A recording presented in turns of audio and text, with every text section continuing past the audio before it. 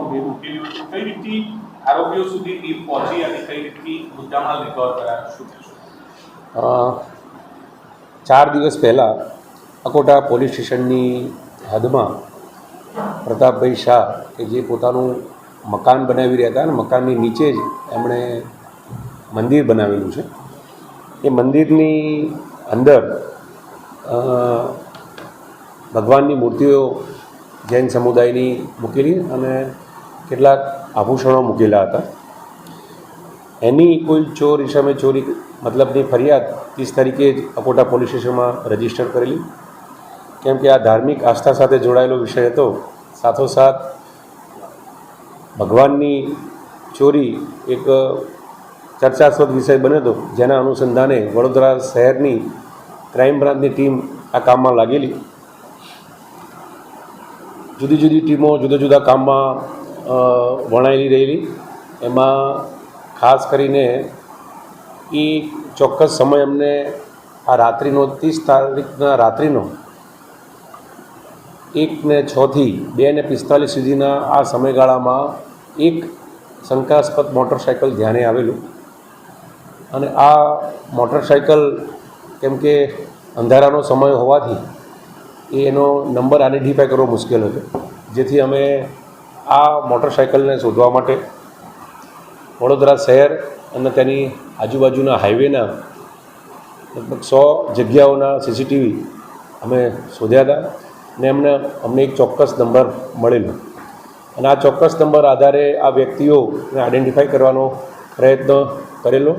અને એમાં વ્યક્તિઓ સીસીટીવી ફૂટેજ તેમજ અમારું ઇન્ટેલિજન્સ માધ્યમથી વ્યક્તિઓ આરોપીઓ કોણ છે એ નક્કી થયેલું. આજ રોજ એ વ્યક્તિઓ આ જ સરસામાન લઈને એ નીકળી રહ્યા છે અને મોટરસાઇકલ સાથે નીકળી રહ્યા છે. એ બાતમી આધારે આજે અમે એમને રાઉન્ડ અપ કર્યા છે અને એમની પાસેથી અમે આ ચોરીનો પૂરેપૂરો મુદ્દામાલ રિકવર કરેલો છે. હવે આ આરોપીઓ ત્રણે દાહોદના વતની છે. ચીલાકોટા ગામ અને એની આજુબાજુના આ ત્રણ વતની છે. વિજય ભુરાભાઈ સંગાળા, બીજો ધર્મેશ કાળિયાભાઈ માવી, ત્રીજો સુનિલ છતરભાઈ ડાંગી. આ ત્રણેય જણા અહીંયા વડોદરા શહેરની અંદર સેન્ટિંગનું અને જે કામ કરતા હોય છે એ કામ સાથે સંકળાયેલા છે. એમાંનો આ એક આરોપી સુનિલ ડાંગી જે છે કે જે આ જ ફરિયાદીના ઘરની અંદર અઠવાડિયા પહેલાં એ સેન્ટિંગનું કામ અર્થે આવેલો જ હતો અને એને આ જગ્યા જોયું મંદિરની અંદર અને આ આભૂષણો જોઈને એ લલચાયેલો અને આ લાલચના ભાગરૂપે એના મિત્રોને એણે વાત કરી કે ભાઈ આ ભગવાન સોનાના છે, એના આભૂષણો સોનાના છે અને આપણને મોટી રકમ મળશે. જેના કારણે એમણે આ પ્લાન બનાવ્યો અને ત્રણે ભેગા થઈ અને રાત્રિના 30 તારીખના રાત્રિના મોટરસાઇકલ પર આવી અને આ ગુનાને અંજામ આપ્યો હતો. અને કેમ કે અમારી લગભગ 6 ટીમો આ કામમાં લાગેલી અને છેલ્લા 3 દિવસથી સતત આ મોટરસાઇકલની શોધમાં રહેલી અને મોટરસાઇકલના માધ્યમથી આ 3 ઈસમો સુધી અમે પહોંચ્યા છે.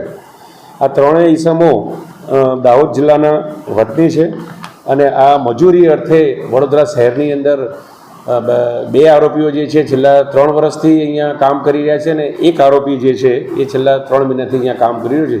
આ લોકો નાની મોટી સેન્ટિંગનું, પ્લાસ્ટરનું ને એ બધું કામ કરી રહ્યા છે.